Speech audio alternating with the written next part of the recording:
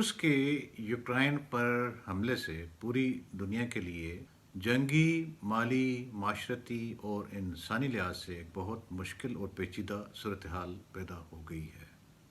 انسان علمی اور سائنسی لحاظ سے بہت آگے جا چکا ہے۔ آپ کہہ سکتے ہیں کہ وہ کافی حد تک سویلائزڈ ہو گیا ہے، لیکن آخر کیا وجہ ہے کہ وہ اپنی ساری ترقی اور سویلائزیشن کو بھول کر جنگ کا انتخاب کرتا ہے، یعنی کہ ایک لحاظ سے اس کو ریورس گیئر لگ جاتا ہے۔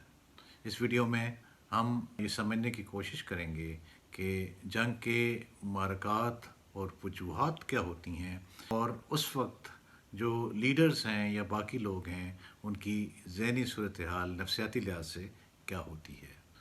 میں پروفیسر ڈاکٹر شاہد رشید ہوں اور آپ میرے یوٹیوب چینل ٹرانسفارمیشنز کو دیکھ رہے ہیں۔ ہر انسان میں کسی نہ کسی حد تک غصہ اور جارحیت ہوتی ہے جو اس میں خطرے سے مقابلہ کرنے کے لیے جرأت اور حوصلہ پیدا کرتی ہے، لیکن کچھ لوگوں کو بچپن میں محرومیوں کا سامنا کرنا پڑتا ہے اور ان کی جسمانی اور نفسیاتی ضروریات پوری نہیں ہوتی، جن کی وجہ سے ان کا یہ غصہ زیادہ ہو جاتا ہے اور ان میں نفرت، انتقام کا جذبہ، حسد یا انوی، غرور اور احساس کمتری آ سکتا ہے۔ اس احساس کمتری کے لیے ہو سکتا ہے کہ وہ کوئی بڑے بڑے منصوبے بناتے ہوں اور ان کی یہ خواہش ہو کہ وہ بڑے لیڈر بنیں اور ساری دنیا پہ حکمرانی کریں۔ مختلف قومیں اور جو ملک ہیں ان کی بھی ایک ہسٹری ہوتی ہے۔ ہو سکتا ہے کہ وہ پہلے بہت زیادہ طاقتور رہے ہوں، بہت سارے علاقوں پر ان کا قبضہ ہو اور ان کے پاس بڑی دولت اور اقتدار رہا ہو۔ ان میں بھی یہ خواہش آ سکتی ہے کہ وہ دوبارہ سے اسی قسم کی طاقت اور اقتدار حاصل کریں، اور اس لیے بھی وہ جنگ کی طرف رخ اختیار کر سکتے ہیں۔ تو آئیں اس مختصر تعارف کے تناظر میں ولڈیمر پیوٹن اور روس کو جاننے کی کوشش کرتے ہیں۔ ولڈیمر پیوٹن فطرتاً بہت غصے اور جارحیت والے تھے۔ وہ ایک اسٹریٹ فائٹر تھے۔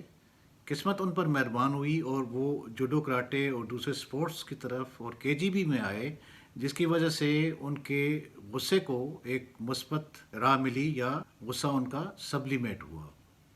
وہ ایک بہت محنت کرنے والے، ڈسپلن والے اور بہت خواہشات رکھنے والے شخص ہیں۔ وہ طبیعت کے سخت مزاج ہیں اور قومیت پسند ہیں۔ وہ رشیا کے لیے کچھ بھی کر سکتے ہیں۔ وہ اس بات پہ بڑے دل برداشتہ تھے جب 1990 میں روس ٹوٹا۔ بعد میں جب وہ صدر تھے تو یوکرین میں جو پرو رشین گورنمنٹ تھی وہ ختم ہوئی، اس کا بھی ان کو بڑا افسوس تھا۔ وہ اس بات پہ پکا یقین رکھتے ہیں کہ جو یوکرین ہے اور خصوصاً جو اس کے رشین بولنے والے حصے ہیں ان کا تعلق روس سے ہے۔ وہ روس کی پرانی طاقت اور اقتدار والے جو دن تھے وہ دوبارہ واپس لانا چاہتے ہیں۔ اب یہ جو جنگی صورتحال پیدا ہوئی ہے اس کی بظاہر وجہ یہ دی جاتی ہے کہ امریکی اور اس کے جو اتحادی ہیں وہ یوکرائن کو نیٹو اور یورپین یونین میں شامل کرنا چاہتے تھے، اور رشیا کو یہ کسی صورت منظور نہیں تھا۔ رشیا یہ کہتا تھا کہ اگر یوکرائن نیٹو میں شامل ہو گیا تو نیٹو کی افواج اپنے اسلحے سمیت روس کی بارڈر پہ آ کر بیٹھ جائیں گی اور روس کی سلامتی کو خطرہ ہو جائے گا۔ لیکن یہ مسئلہ جنگ کے علاوہ بھی تو حل ہو سکتا تھا، تو اس لحاظ سے یہ ایک سطحی دلی ہے۔ مذاکرات اور بات چیت سے آخر اس مسئلے کو کیوں نہیں حل کر لیا گیا اور جنگ کی نوبت کیوں آ گئی؟ کچھ لوگوں کا خیال ہے کہ روس نے یہ سارا کچھ اس لیے کیا کہ وہ اپنی پرانی عزت، وقار اور علاقے دوبارہ حاصل کرنا چاہتا ہے، اور اس کے ساتھ ساتھ وہ امریکہ سے معاشی طور پر علیحدہ ہونا چاہتا ہے۔ وہ چاہتا ہے کہ چین کے ساتھ مل کر اپنا ایک متبادل معاشی نظام قائم کرے جس میں جو تجارت ہے وہ گولڈ اور چین اور روس کی کرنسیز میں ہو۔ اس کے علاوہ روس کے پاس بہت زیادہ تیل، گیس کے ذخائر ہیں اور گندم وہاں بہت زیادہ ہوتی ہے۔ وہ ان چیزوں کو بھی اپنے مقاصد کے لیے استعمال کر سکتا ہے۔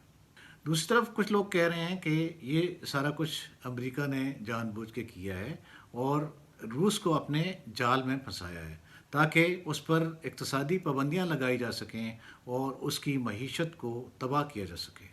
اس کے علاوہ وہ یہ بھی کہتے ہیں کہ اس جنگ کا مقصد یہ بھی ہے کہ امریکہ اور اس کے اتحادی جو ہیں ان کی اسلحہ کی فیکٹریاں مزید اسلحہ بنائیں تاکہ ان کا کاروبار مزید چمکے۔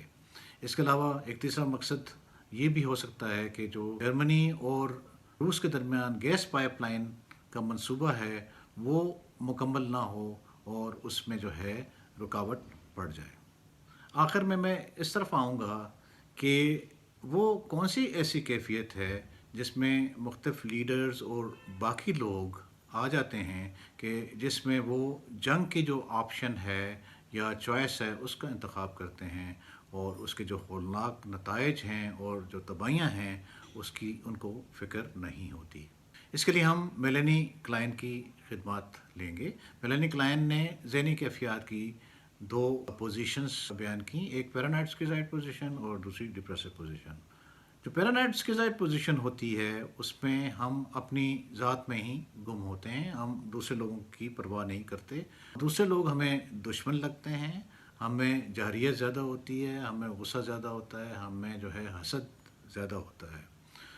اس کے علاوہ ہم جو صورتحال ہے اس کو صرف ایک ہی رخ سے دیکھ رہے ہوتے ہیں اور ہم یہ سوچ رہے ہوتے ہیں کہ جو ہمارا جو نقطہ نظر ہے وہی ٹھیک ہے اور باقی لوگ غلط ہیں۔ اس کے علاوہ ہم چیزوں کو بلیک اینڈ وائٹ یا سپلٹ کر رہے ہوتے ہیں، ہم کہتے ہیں کہ ہم اچھے ہیں، ہم صحیح ہیں، ہم راہ راست میں ہیں اور جو دوسرے لوگ ہیں وہ ہمارے دشمن ہیں، وہ خراب ہیں اور وہ غلط راستے پر ہیں۔ اس کیفیت میں ہم اپنے خیالات، جذبات اور اعمال کی ذمہ داری نہیں لیتے بلکہ ہم دوسروں کو ذمہ دار ٹھہراتے ہیں۔ آپ دیکھ لیں کہ جو پیوٹن ہیں اور ان کے جو ساتھی ہیں ان کی ذہنی حالت کیا ہے، اسی طریقے سے جو دوسری پارٹی ہے امریکہ جو اس کے اتحادی ہیں وہ کس انداز سے چیزوں کو دیکھ رہے ہیں اور سوچ رہے ہیں۔ تو یہ بنیادی طور پہ ایک ریورس گیئر ہے کہ سارے لوگ جو ہیں پیرانوئڈ سکیزوئڈ پوزیشن میں آئے ہوئے ہیں۔ اب ضرورت اس امر کی ہے کہ ہم اس ذہنی کیفیت سے نکلیں اور یہ سوچنا شروع کریں جنگ کی صورتحال میں کتنی تباہی ہو سکتی ہے اور جنگ خصوصاً جب اگر نیوکلیئر جنگ کا رخ اختیار کر لے گی تو پھر کیا بنے گا۔ تو اس کے لیے اس ذہنی کیفیت سے نکلنے کی ضرورت ہے۔ اس ذہنی کیفیت سے نکلیں گے تو دوسروں کا نقطہ نظر سمجھ سکیں گے اور ساری صورتحال کا پرامن حل نکل سکے گا۔ مجھے امید ہے کہ یہ ویڈیو آپ کو مفید لگی ہوگی۔ بہت شکریہ۔